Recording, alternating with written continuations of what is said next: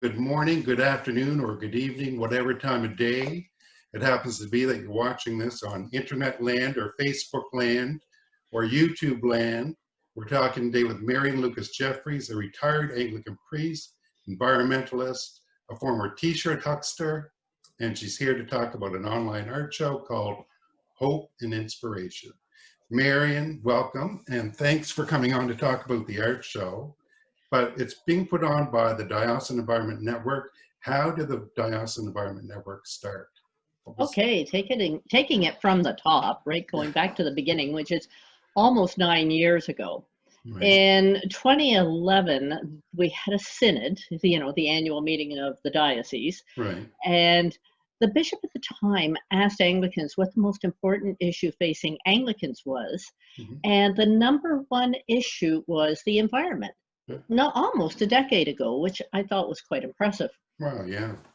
Anyway, moving ahead, in the spring of 2012, the bishop called me into her office and asked me if I would develop a task group, a working group around the environment. And I thought, oh, good, more meetings and more people who may or may not want to be involved in this. By the time, because I had a community development background, by the time I got back to my parish, I decided, no, we're going to do a network. And I'm so happy that I did, because my thought at the time, and it's kind of living itself out, is that everybody can be part of this network. And now we have mostly Anglicans, mostly from the diocese, but not everybody's Anglican and not everybody's in Nova Scotia or Prince Edward Island. Some of them are as far away as Africa, the west coast of Canada, England, and various parts of the world. So we have over 500 people now connected to this network. Wow, that's a lot, over 500. We're doing okay. Yeah. And more every day. Yeah. So how did this art show come about? Well, what we discovered was that once a year, in the new year, at the beginning of the fiscal year, I guess, the diocese has used some of the surplus money from the year before to do projects. And so we applied for a project one year, which was a retreat. We have made a point of applying for project money each year. Last year was the Eco Justice Fair, and this year is the art show. Oh, nice. And so why an online art show? Well, everybody's noticed we have a pandemic. And as much as we wanted to have a live art show at St. Paul's in Grand Parade, and they were more than happy to accommodate us, it just wasn't going to happen, especially with the threat of a second wave and, the uncertainty of whether or not this could really happen. So we opted for the next best thing to being there, and we opted for an online art show, which has turned out to be a really interesting process. So can people buy the art that's on this online show? Absolutely. As a matter of fact, a lot of the artists already sell online. We have 4 artists who are very talented people, brilliant artists in their own right, who are going to have contact information. And so the people who are viewing the art can actually go to the artist to purchase the pictures, the paintings, the photographs, whatever. Okay. So what do you hope that people will get out of this art show? Well, it all started from a book that is one of my favorite books by Citizens for Public Justice called Living Ecological Justice. And the premise right at the beginning of that book is that if people love the earth, if they fall in love with the earth, then they'll be more inclined to care for and about it. And so the idea is that through the love that these artists express for God's creation, other people will be drawn into that, and then they too will be much more committed to caring for creation as well. Oh, yeah, cool idea. Cool idea. So where do people go to see this show? Okay, it's online, and we're learning every day about how to use technology, aren't we? And so there are 2 ways of seeing it. One is that the Diocesan Environment Network has a web page. Right. It can either be found by going through the diocese website, or it can be, we'll be publishing a link as well, so just to make life easy. And so we do encourage people anyway to use our webpage, to go through it, to find information, you know, to ask questions. And the other thing, of course, we use is Facebook. Oh. So we have an environment network, a Diocese of Nova Scotia and Prince Edward Island, that's NS and PEI, Facebook page, where the event is listed and you can see the posting about the art show. But we also created a separate Facebook group for the art show itself. So all of this information will be available. The links will be available through this. And we're using live stream for the grand opening. So I'm hoping that everybody takes advantage of this grand opening on November the 6th, which is probably when we're going to be viewing this, right? And there's also some other events going on besides the opening night. There's some and some interviews, but there's also some paint nights. Yeah, so what we decided to do is all of the artwork will be on display on the opening night. Actually, it'll be on display a couple of hours early. So we'll put it up at 4 p.m. and the actual opening will be at 6 p.m. But throughout the whole month, all 4 of the artists' artwork will be on display and available. The artists themselves, though, will be highlighted once a week for the 4-week period.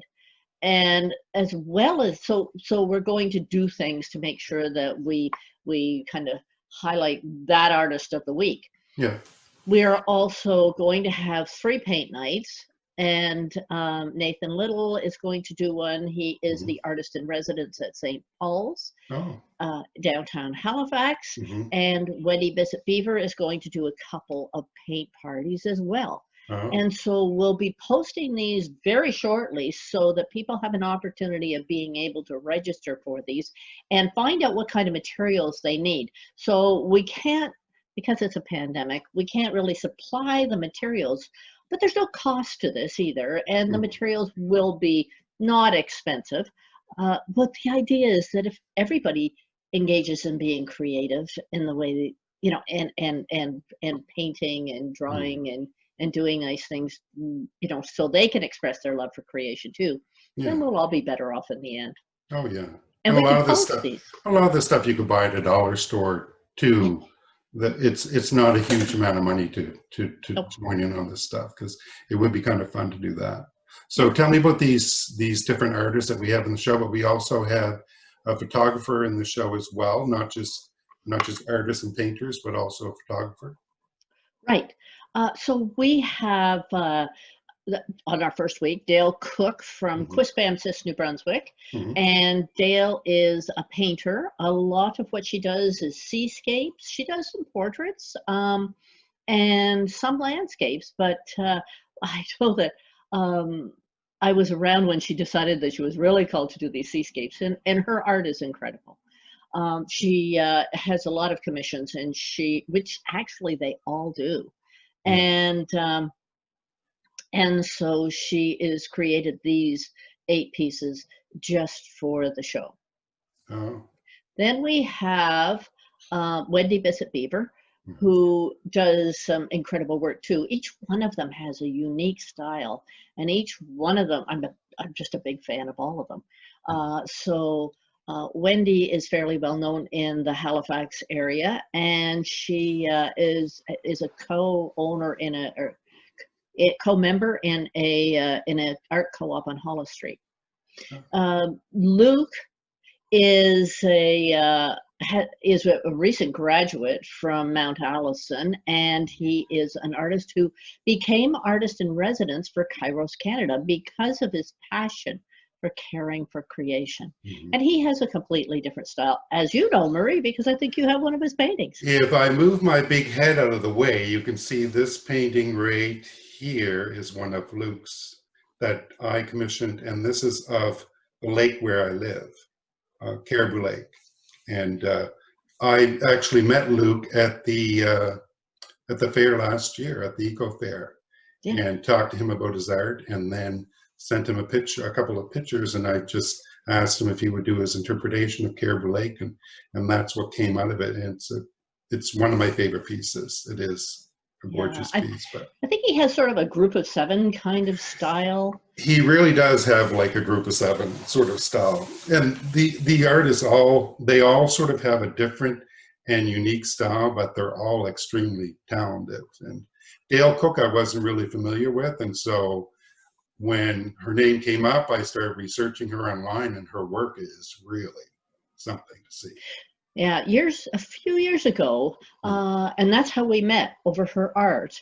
She did a series to raise money for the Canadian Food Grains Bank, and did a one-person show. Donna Giles, who I kind of skipped through, she's number 3 actually, week number 3. She is a fellow parishioner at the Church of St. Andrew in Cole Harbour. She is a lovely photographer, and she created a set of photographs called Stations of Creation for Lent of 2018, and does some phenomenal work, a lot of it wildlife.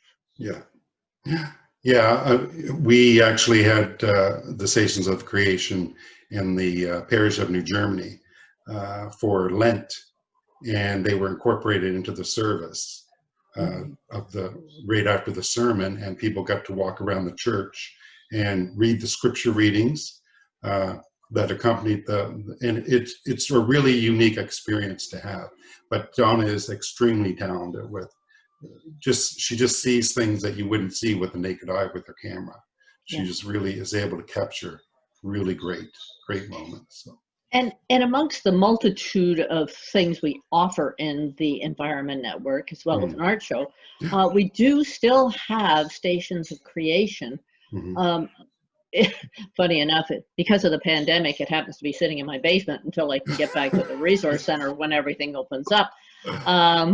But it's still there, and it's safe and sound, but it can also be accessed online. If anybody just wants to shoot me an email, then I can give them the link so that they can pick it up and use it. You can use it either online or you can use it live, and I know your parish used it live, which I really love. It was a unique experience. So we're almost out of time here. The show runs from November the 6th, and it starts at 6 p.m. Yes. On November the 6th, and it runs until December the 6th.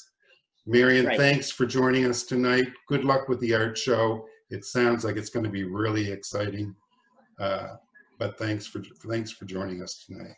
It's a pleasure, and I just want to thank the artists for what they've done and their support.